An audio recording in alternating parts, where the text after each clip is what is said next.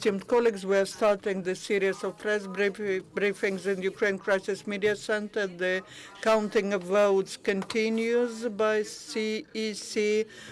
As traditionally, we have some problematic voting districts, and we'll be talking about these issues with Valentyna, Kerzhentseva, and Viktor Levchenko, the journalists of the European Wave. Good afternoon, esteemed journalists.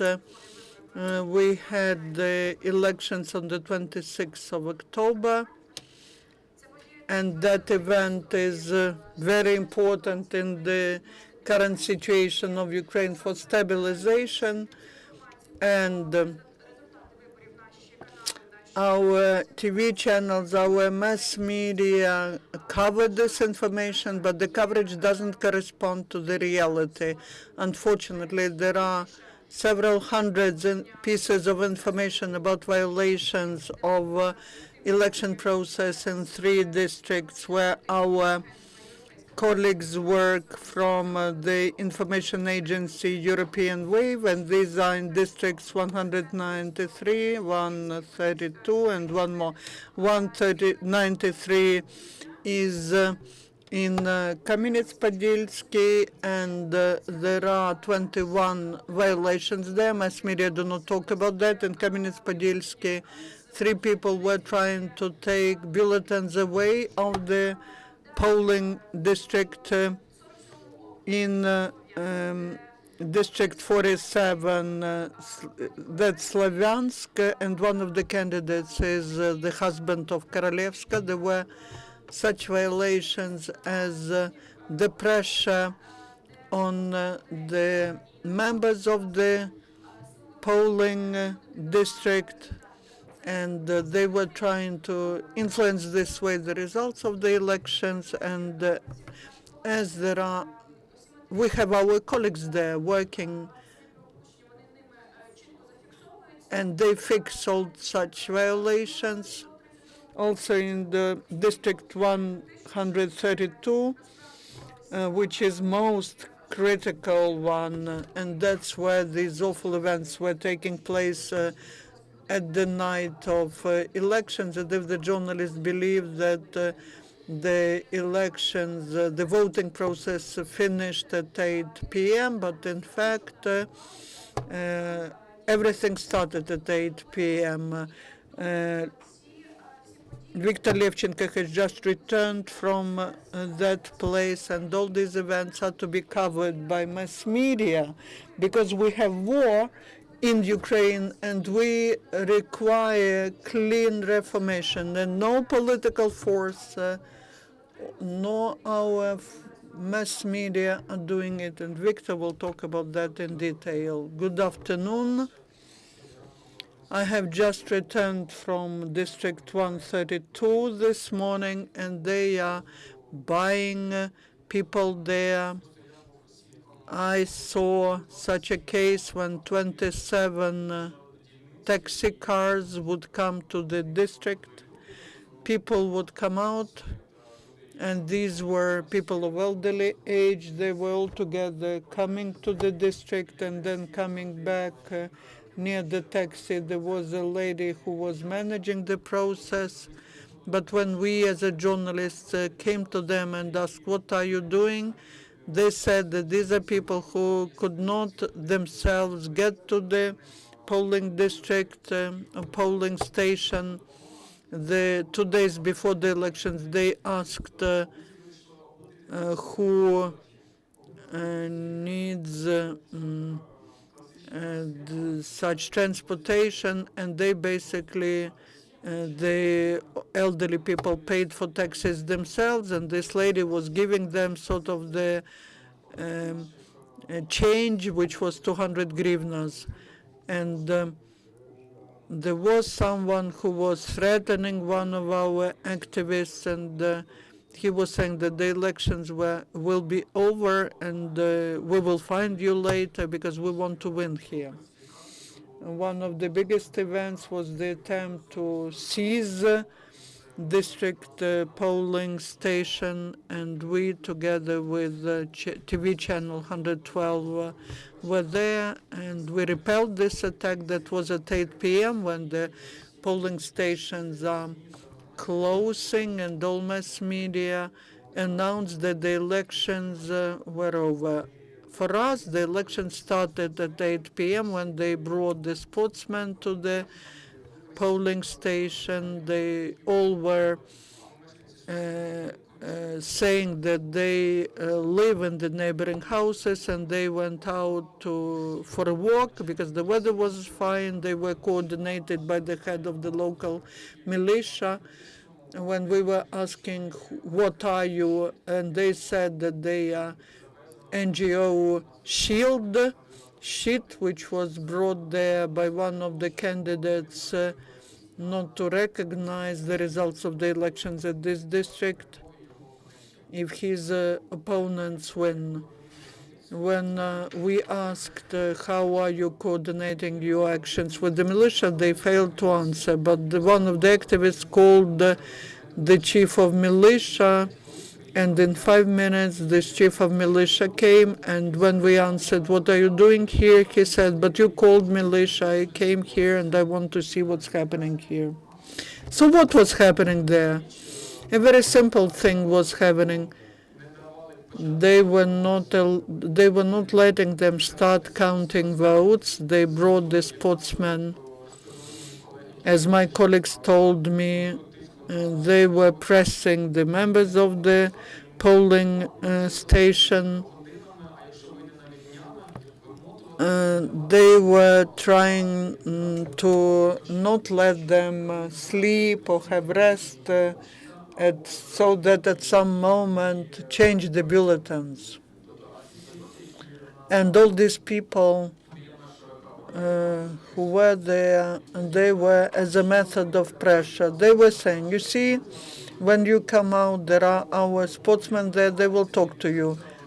And they were saying that this polling station is ours, and they were threatening people. As soon as you take the camera and turn it on, they disappear. We were trying to get to our car, and 20 sportsmen went with us, and when I turned on the camera, and it was late at night, it was near garages, near housing, and there was no light, and they are all behind the garages. You cannot see them.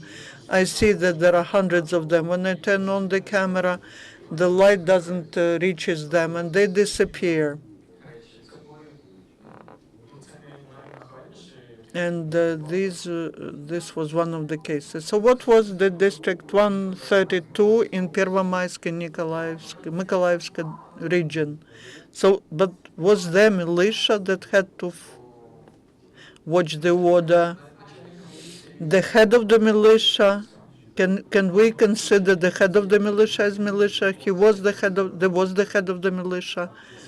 And he seemed to be friends with the head of this NGO Shield, who said that they coordinate the actions with militia, but how, no one could answer. And the head of militia said that they do not coordinate their actions with anyone. They don't know about that NGO. There was some pieces of information that someone will be protecting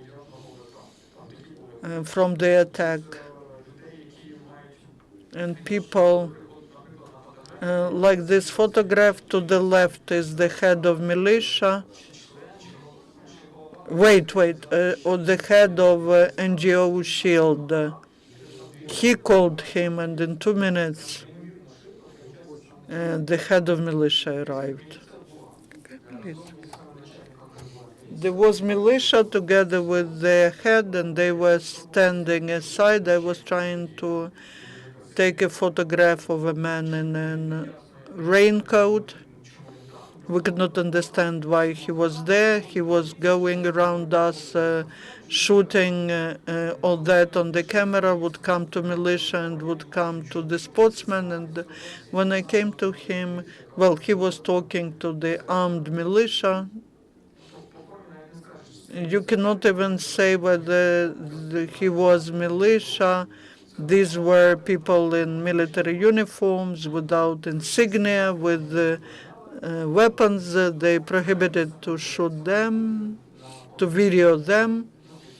There was an iron fence around, but we know that the journalists who were trying to protect the candidates who were fighting for victory, they made it to the polling station. Were there any international independent observers? We know we cooperated with international observers from OSCE, but at the time when there was an attempt to seize this station, there was no one. So they were trying to seize the station about 8 o'clock when there were no observers. There were our colleagues there who are still there, basically, and they informed that the van came with some people. When we asked who were they, they said that they are local people. And one of the candidates, one of the nominees, warned us. He said, "Guys, you look fine. When Titushki arrive, I will protect you." That's the nominee to the member. He's with the person with the big scar on the face, and when they found out that we're not just guys, but we are trying to stop them, they started threatening us, and they said that they will give some application against us, to a claim against us to militia. This polling station, I know that at night the head of the polling station will go to the sauna together with his deputy. And we have the video when the women, the observers, started to cry, and they were requesting people, let's start counting. Because most people do not understand what's happening there. They believe these are provocations of some people, of the head of the polling station or his deputy, but that's a planned action of the candidate to the member of parliament. I saw the bus of Arkady Karnatsky and his headquarters. When the head of militia arrived, after him, the Arkady Karnatsky's van arrived, and he said that he's planning to defend the right choice of citizens. Besides District 132, Slavyansk, which is 47 district, and 193 in Khmelnytsky region, but there they would bring the box, which was open, it wasn't sealed. In Slavyansk, they were giving to people 2 bulletins instead of 1. In Khmelnytsk region, there was another violation. The seals disappeared that the polling station had to stamp. But these stamps of these seals disappeared, and we don't know where they were for 2 years. Also Slavyansk, and there was a pressure there, and we still have our colleague there, and we are waiting for him to come back with all the photo and video materials. Whether we have any questions? Since we have no further questions, I would like to thank you for your information and ask about your further actions, what you plan to do. I would like to point out that these are not single cases of attempts to falsify elections. We have fixed more than 500 cases of different violations during election process as of 6 o'clock, 18 o'clock on voting day. And we draft more than 500 protocols. although the militia at the same time stated that there were around 56 violations. Yesterday we had 8 press briefings with various monitoring missions from different international organizations, and all of them mentioned that there were no systemic and important violations, only minor ones. So my question is, to whom you will submit your report, conclusions, and protocols about violations? I will forward all our materials to the head of DSC, and then the head of the DSC will make decision where to provide these materials. Thank you very much, Valentyna. Thank you much, Viktor, for the information gathered.